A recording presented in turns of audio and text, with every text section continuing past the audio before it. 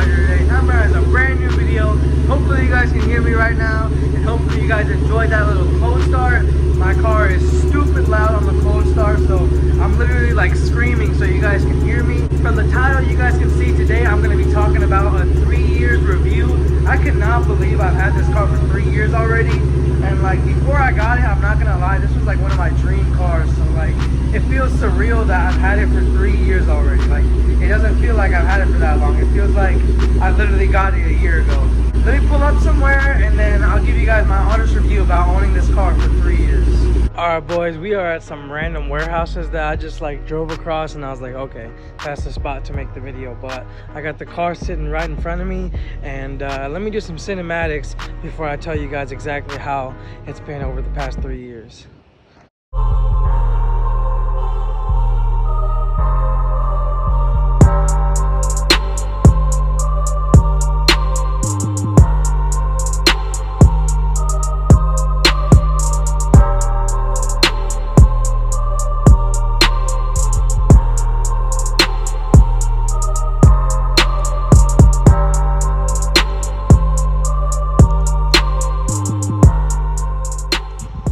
You guys enjoyed that quick little cinematic.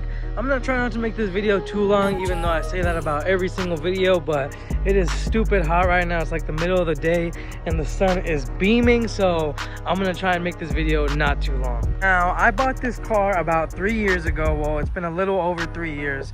August of 2018, so it was like at the end of 2018 when these cars just came out, or it was like a few months after it came out. And when I first bought it, I loved it. It was amazing. Like I remember when I sat on it and I test drove it, I was like, bro, I'm literally like driving my dream car. I was also 17 at the time, so I was pretty young, and I had saved up like all my money that I had to buy this car because I really wanted a 5.0. Like I wanted a Mustang so bad. I just wanted like a V8, like a fast V8. Came from a Honda Accord. Like before that, I just had like a Honda Accord. It was stand style, it was straight piped.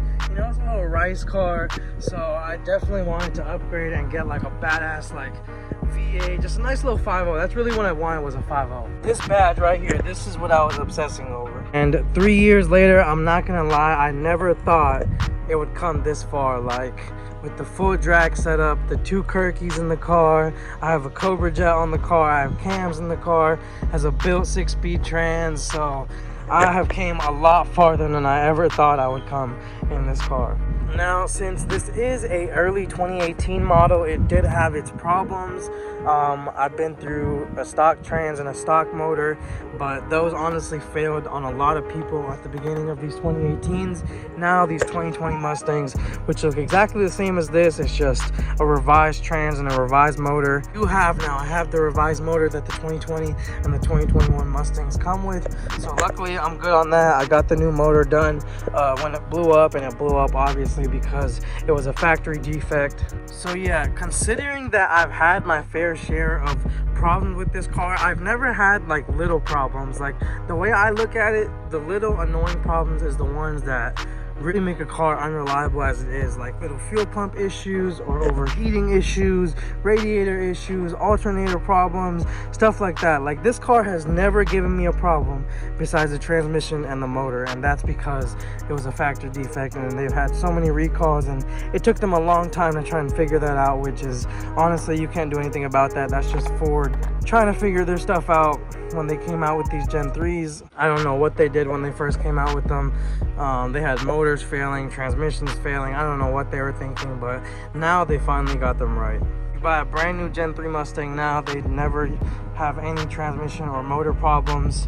People go twin turbo with them like as soon as they buy them, and they handle 1,000 horsepower, good to go. But yeah, honestly, like my main review, or the main thing I want to talk about in this video, is that this car never gave me little problems. Like never ever. Like this car's been super reliable on the most part. Like all I've had, like I said, is motor and transmission problems. Once I swapped the transmission to an older Mustang transmission, because when I was having problems, they didn't really fix the MTA2 D4 yet, so I just went to an older MTA2, and it's been running perfect, no regrets. But otherwise the car's been running fine. It's never had any little problems, never broken down on me, never done anything besides, like I keep saying, the motor. But that was not Like, I mean, I guess that was the car's fault, but they fixed that, and if you buy a brand new Mustang now, then you'll never have problems like that.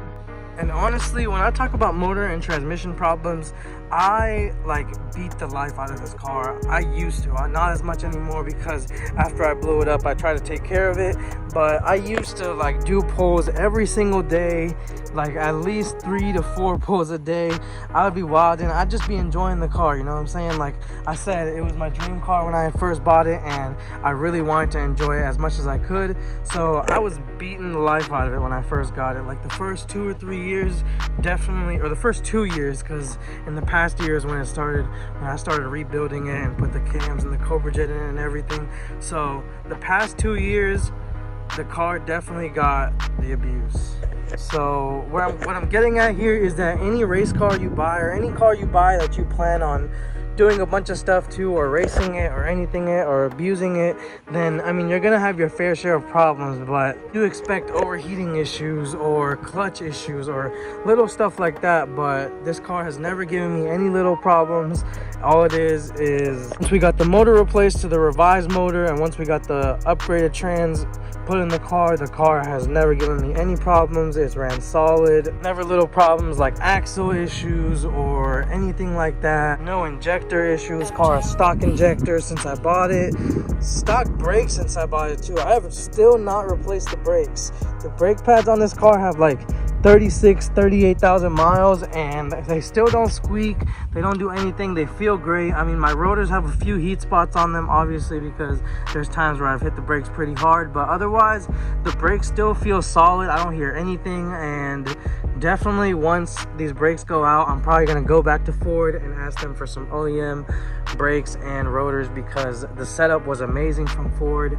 It's the base model Brembo brakes, and all in all, like I tell people all the time, this has to be one of the best Mustangs to buy, because like the Gen 3 motor, and you get the beautiful Gen 3 body.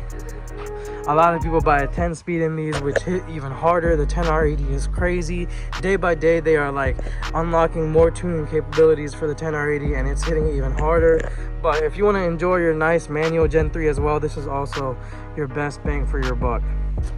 So definitely after 3 years of ownership, I would definitely recommend this car to anybody that's looking to get a Mustang. Like if you're wondering, is it going to give me problems? Is it going to give me little problems? Like if you're not trying to go twin turbo or trying to be like a fast NA nasty setup, racing it every other weekend, and you're just driving it, enjoying the car, this car will never, ever, ever give you a problem, ever. I put that on everything. The car should never give you any little issues if you're just driving it normally and not like drifting and going crazy. I don't know. If you're like sending the car around every corner, then it's probably gonna give you a little bit of issues here and there. But still, it'll still run pretty solid. Like I've revved this car many times in the hot summer day, still no overheating, no nothing, and it's never like got left me stranded or anything. So yeah, this video was basically like a buyer's guide, and if you're like looking at buying these new Mustangs, these Gen 3 Mustangs, then definitely they are the way to go. Like these are crazy now. I know you guys have probably seen Boyd Bombera. He just beat the world record for the fastest NA Coyote, and like you throw heads cam in these NA Coyotes, they're literally C6 Z06 fast. Like they're freaking, they be making some good power, and they hit really hard. And then forget heads cam, you throw a twin turbo setup on these cars and it's still like ridiculously fast. Like they hook, they go, and they just like, I don't know, I feel like the Gen 3 Mustang is like the best car to buy right now if you just want not to spend like crazy money, and you just want to keep it simple and fast and keep it nice and clean. Honestly, I don't know, this is all my opinion, but definitely I would tell other people that this has to be the best sports car out there for the price. Alright, I'm gonna low-key shut the video down here. Hopefully this video isn't a little too short and I answered some of y'all's questions. I'm sweating like crazy right now. If you guys have any more questions, hit me on my Instagram. It's gonna be right here on the screen somewhere. And DM me. I'll answer any of y'all's questions. Just let me know. But yeah, I hope you guys enjoyed this video. Please like, comment, subscribe, do all that good stuff, and I'll catch you guys in the next one. Peace.